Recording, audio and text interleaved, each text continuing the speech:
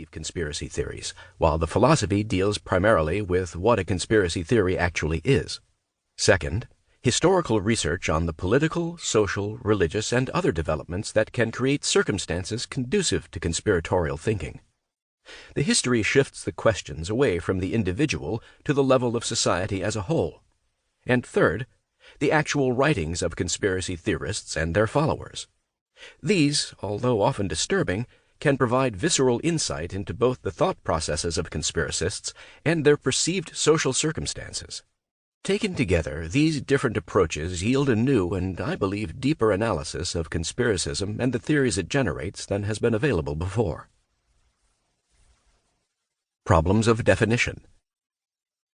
Conspiracists, that is to say those whose belief system is conspiracism, have a predilection, perhaps even the need, to see conspiracies behind events, and not just major events such as the Kennedy assassination or the 9/11 attacks, when doubt and suspicion are widespread. Conspiracists consistently find conspiracies where others do not. For example, the creation of non-binding recommendations for sustainable growth at the 1992 Rio Earth Summit was a thoroughly routine event. But many conspiracists view what they call Agenda 21 as the work of global communism, or part of an evil plot to have 90% of the world's population murdered by abortion and aborting life by disease, famine, war, wrecking of the economy, industry, technology, giving vaccines and medicines which give a slow death. Even more prosaically, while the introduction of barcodes in 1974 barely qualifies as an event, religious conspiracists continue to warn that those black lines on every product you buy signal a satanic conspiracy. There need not even be an event to inspire conspiracist thinking. The contrails of jet aircraft crisscrossed the skies for decades as a non-event before conspiracists began to claim that they were really chemtrails, secretly laced with pathogens, chemicals, and fungi by the government to poison or stupefy the citizenry. In 1965, historian Richard Hofstadter wrote that the distinguishing thing about the paranoid style is not that its exponents see conspiracies here and there in history, but that they regard a vast or gigantic conspiracy as the motive force in historical events. It may not be necessary to go quite this far. People can compartmentalize their thinking and hold conflicting ideas associated with different belief systems. Nevertheless, conspiracism as a belief system is generally very broad and influences its adherents' thinking across many subjects. Conspiracism is also distinctive as a belief system for two reasons. First, it is inherently negative. Conspiracists fear and oppose the conspiracies they envision because those conspiracies are invariably aimed at destroying their way of life.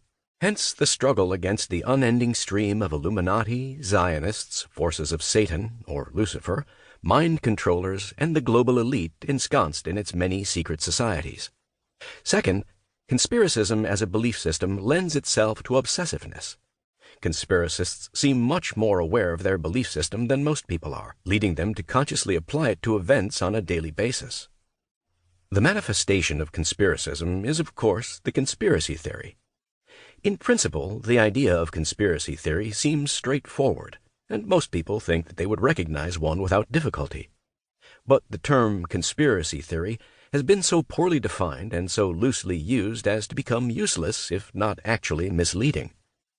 Some research has confounded conspiratorial beliefs with beliefs that are merely unconventional or about offbeat topics, such as the prophecies of Nostradamus or the curse of Tutankhamun. Worse, people have been counted as adherents of conspiracy theories on the basis of their views about normal historical incidents, such as John Brown's raid on Harper's Ferry, or the charges that Anita Hill and others brought against Clarence Thomas during his Supreme Court confirmation hearings. An early study of conspiracism among African Americans in the South concluded that they had a surprisingly strong belief in most conspiracy theories involving government. Over 85% of respondents agreed or strongly agreed that African Americans are harassed by police because of their race, and that the criminal justice system is not fair to blacks. Using such commonplace observations about racism in society as evidence for conspiracist thinking can only undermine research.